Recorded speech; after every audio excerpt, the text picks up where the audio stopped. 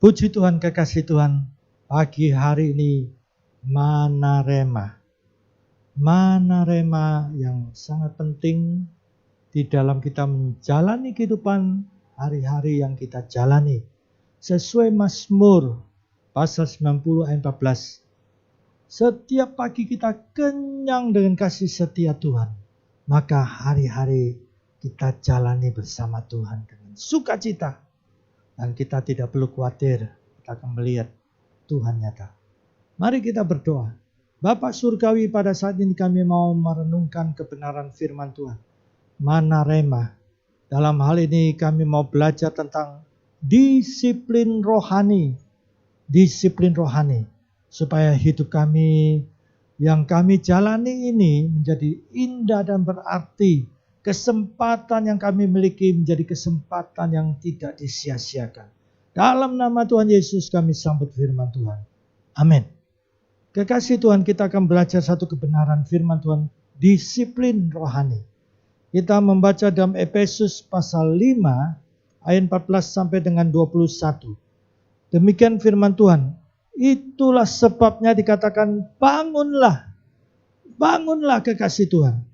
Bangunlah hai kamu yang tidur.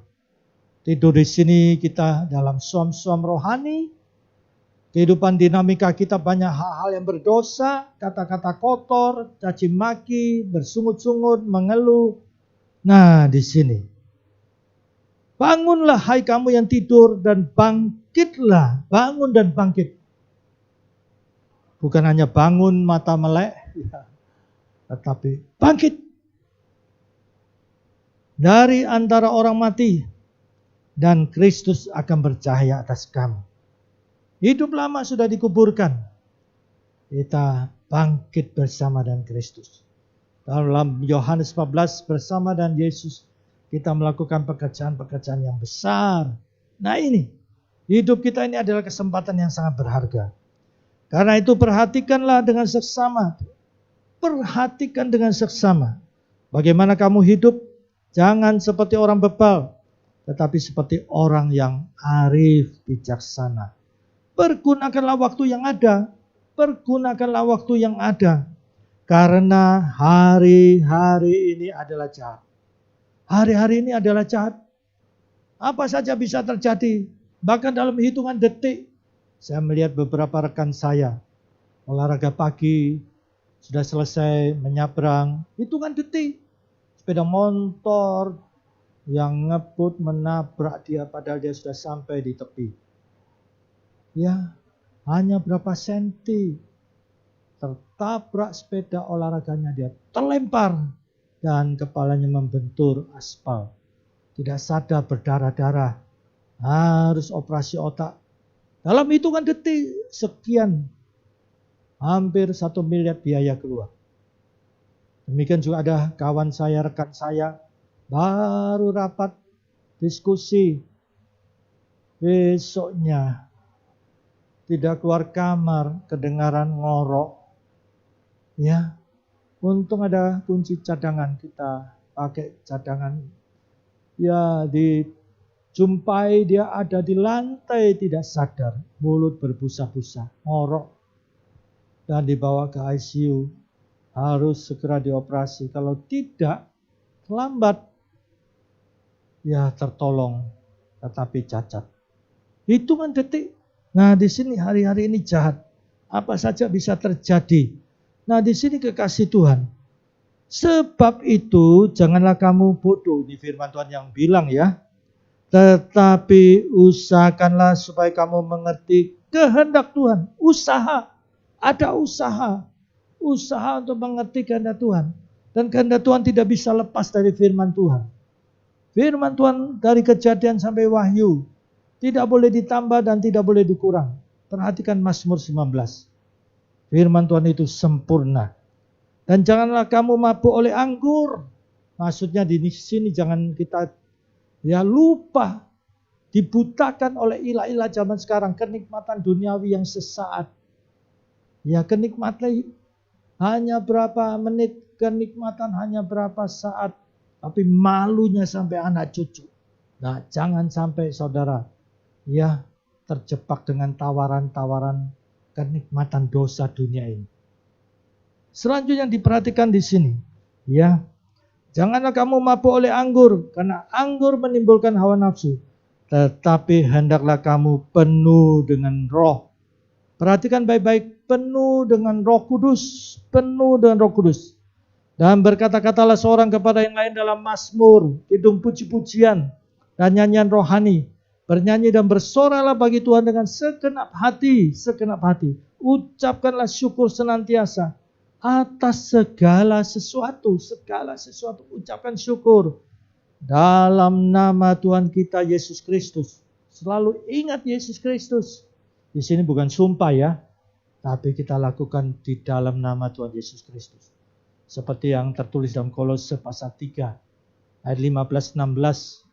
Ya, di sini supaya kita kaya firman Tuhan, kita memperkatakan firman Tuhan, kita melakukan firman Tuhan, dan selalu kita lakukan di dalam nama Tuhan Yesus Kristus. Dan dikatakan apa? Rendahkanlah dirimu seorang kepada yang lain di dalam takut akan Kristus. Ya kasih Tuhan, disiplin rohani di sini sangat penting, didasarkan takut akan Tuhan. Seorang yang takut akan Tuhan tidak akan melakukan dosa tersembunyi, skandal-skandal yang tersembunyi. Kalau kita membaca Efesus pasal 5, apa yang dalam kegelapan yang tidak dibukakan. Jangan sampai ada dosa-dosa tersembunyi. Jangan sampai nanti dibukakan malunya sampai anak cucu. Ya kasih Tuhan, disiplin rohani itu sangat penting. Di sini dikatakan bangun dan bangkit. Saya setiap pagi itu bangun, saya harus utamakan Tuhan. Saya jaga disiplin itu. Selalu saya berdasarkan Yohanes pasal 4 ayat 13-14. Lihat perempuan Samaria dan penduduk sekitar itu hidup dari air sumur Yakub. Dari historis sumur Yakub, air itu memberikan minuman. Kebutuhan sehari-hari akan air bagi penduduk. Tetapi Yesus katakan bahwa air itu air yang biasa yang bisa tetap haus. Tetapi air yang diberikan oleh Yesus adalah air kehidupan. Saudara bisa simak Yohanes pasal 4 ayat 13-14. Ya, Yesus memberikan mata air yang terus-menerus. Perhatikan, mata air terus-menerus mengalir sampai kepada hidup yang kekal. Sekarang kita kan masih di dunia. Nanti ketika kita berpulang kepada Tuhan, maka disitulah hidup kekal selama-lamanya. Kita masih hidup di dunia. Jadi ayat ini, Yesus memberikan mata air yang mengalir terus-menerus sampai kepada hidup yang kekal. Berarti dalam hidup dunia kita ini kita perlu mata air dari Yesus Kristus. Nah di sini kekasih Tuhan, setiap pagi saya siapkan air putih dari air mineral. Kemudian saya berlutut di hadapan Tuhan. Dan saya mengatakan sebagaimana Yohanes pasal 4 ayat 13 dan 14, air ini air biasa. Tapi saya mohon kepada Tuhan Yesus, mari Tuhan berkati air ini menjadi air kehidupan. Mata air yang mengalir terus-menerus sampai kepada hidup kekal di surganya Yesus yang suci, yang kudus itu. Dan juga menjadi berkat bagi keluarga saya, bagi jemaat GPP Sawan. Kekasih Tuhan, itu menjadi doa saya setiap pagi. Dan saya tahu bahwa hidup ini adalah kesempatan. Sehingga saya mau disiplin. Jangan nanti terlambat. Saya sebagai pendeta banyak menjumpai di dalam pemakaman. Menangis, menyesal, macam-macam. Tapi terlambat. Nah ini kekasih Tuhan. Selagi kita masih hidup. Jangan sampai kalau sudah masuk neraka, baru ingat orang-orang yang disayangi. Saudara bisa baca dalam Injil Lukas pasal 16. Orang kaya itu hidup berfoya-foya ketika mati. Ya, di neraka dikatakan sangat kesakitan. Dalam bahasa Yunani sangat jelas. Sangat-sangat kesakitan. Sehingga setetes air pun tidak dapat diperoleh. Dan dia mohon supaya Bapak Abraham mengutus Lazarus. Supaya ujung jarinya dicelupkan ke dalam air, diteteskan air. Tetapi tidak dapat diperoleh. Karena jurang yang amat dalam. Dan tidak terseberangi Dan saat yang demikian orang kaya baru ingat 5 saudaranya yang berfoya-foya hidup dalam dosa. Dan mohon supaya Bapak Abraham mengutus Lazarus memberitahu kepada mereka. Sekalipun Lazarus yang bangkit dari kubur memberitahu kepada saudaranya. Pasti mereka tidak akan percaya. Yesus saja yang bangkit. Ada 500 saksi 1 Korintus pasal 16 ayat 6 dan 7. Lihat ada orang yang tidak mau percaya. Jadi kekasih Tuhan. Hidup ini kesempatan. Mari. Nilai-nilai kekal.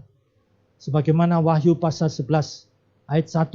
Bangun dan ukurlah manusia rohani kita ini. Ini. Manusia rohani kita. Bangun. Manusia jasmani kita semakin merosot. Rasul Paulus katakan apa? Bangun manusia batinia saudara. Manusia rohani saudara. Teologi Rasul Paulus. Bangun manusia roh saudara. Dengan berdoa dalam Roh Kudus. Ini. Membangun manusia rohani kita. Oikodomio. Batu demi batu, sehingga terwujud sebuah bangunan. Dengan demikian kita bisa membangun orang di sekitar kita. Ini kekasih Tuhan. Bangun dan bangkit. Dan perhatikan di sini. Naikkan nyanyian rohani. Ini caranya. Naikkan mazmur. Ini caranya. Naikkan ucapan syukur. Ini caranya. Supaya kita diliputi suasana rohani. Hati ini diliputi suasana rohani. Dengan demikian kita bisa berpikir jernih. Dan kita bisa menangkap apa yang menjadi pesan Tuhan bagi kita. Untuk kita jalani dalam hidup di dunia ini. Mari kekasih Tuhan. Jangan tawar-menawar. Ketika pagi kita mungkin sedang capek. Mungkin saat itu kita sedang banyak urusan. Tetap komitmen. Saya mau sujud dulu di bawah kaki Tuhan. Dan saya mau disiplin. Mengutamakan Tuhan di atas segala-galanya. Sekalipun terlambat bangun, tetap berlutut di bawah kaki Tuhan. Setiap pagi ketika saya doa staff, jam 8 pagi 1 jam, saya melewati lantai demi lantai. Sampai lantai ke-5 menara doa. Saya lihat langit terbuka. Dan saya memuji kebesaran Bapa Surgawi, Yesus Kristus dan Roh Kudus. Di dalam nama Tuhan Yesus Kristus. Saya katakan Tuhan semesta alam. Tuhan yang menciptakan langit. Tuhan yang menciptakan bumi. Tuhan yang menciptakan laut dan segala isinya. Itu saya laksanakan disiplin setiap pagi. Saya mengakui Sang Pencipta itu. Saya siapa? Sebagaimana di dalam Injil Matius pasal 25. Pasal 11 ayat 25 sampai dengan 30. Lihat Tuhan nyatakan rahasianya kepada orang yang kecil. Tuhan sembunyikan kepada orang pandai. Orang pandai sangat dibutuhkan bagi pelayanan kaum intelektual. Orang kecil dimaksudkan di sini bukan orang miskin tidak punya apa-apa. Tapi orang yang mempunyai kesadaran penuh. Kesadaran penuh bahwa dia kecil di hadapan Tuhan yang Maha Kuasa. Betapa indahnya kalau saudara punya disiplin rohani. Kapan lagi hidup ini singkat. Kita memberikan yang terbaik, yang the best, yang excellent untuk Tuhan. Jangan khawatir akan hidup saudara. Saudara akan melihat Tuhan nyata dalam hidup saudara. Puji Tuhan. Amin. Mari kita berdoa. Bapa Surgawi pada saat ini Tuhan. Setiap pribadi yang mengalami pergumulan.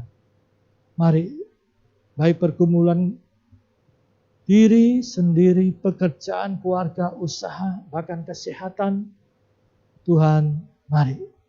Supaya mereka membenahi hidup mereka. Punya persekutuan yang baik dengan Tuhan. Punya hubungan yang baik dengan Tuhan. Disiplin rohani. Maka janji Tuhan ini pasti dialami. Karena Tuhan bukan Tuhan yang berdusta. Tuhan bukan Tuhan yang slogan hanya basa-basi. Tetapi janji Tuhan adalah ya dan amin. Kami melakukan bagian kami. Maka Tuhan melakukan bagiannya. Setiap pribadi pada saat ini dalam nama Tuhan Yesus. Dalam nama Tuhan Yesus Kristus. Dalam nama Tuhan Yesus Kristus. Tangan Tuhan yang berlobang di kayu salib. Menjamah setiap pribadi pada saat ini. Tuhan Yesus hidup tidak berubah baik kemarin. Hari ini dan sampai selama-lamanya. Selagi kami masih bernapas. Sekarang ini kami mau komitmen Tuhan. Menjalani disiplin rohani. Lebih dari segala urusan dunia yang penting ini. Kami tidak perlu khawatir. Kami akan melihat Tuhan nyata dan bela kami. Puji Tuhan. Berkati Tuhan bangsa negara kami Indonesia. dalam pandemi ini. Kami percaya Tuhan yang berdaulat, kami hamba memohon belas kasihan Tuhan. Jamah bangsa negara Indonesia ini ditemukan vaksin yang tepat sehingga COVID kita teratasi. Indonesia diberkati Tuhan. NKRI tetap terjaga. Puji Tuhan. Kasih karunia Bapa Surgawi, kasih Tuhan Yesus, dan persekutuan Roh Kudus menyertai saudara mulai sekarang ini sampai Maranatha Tuhan Yesus datang kembali. Amin. Puji Tuhan, Tuhan berkati.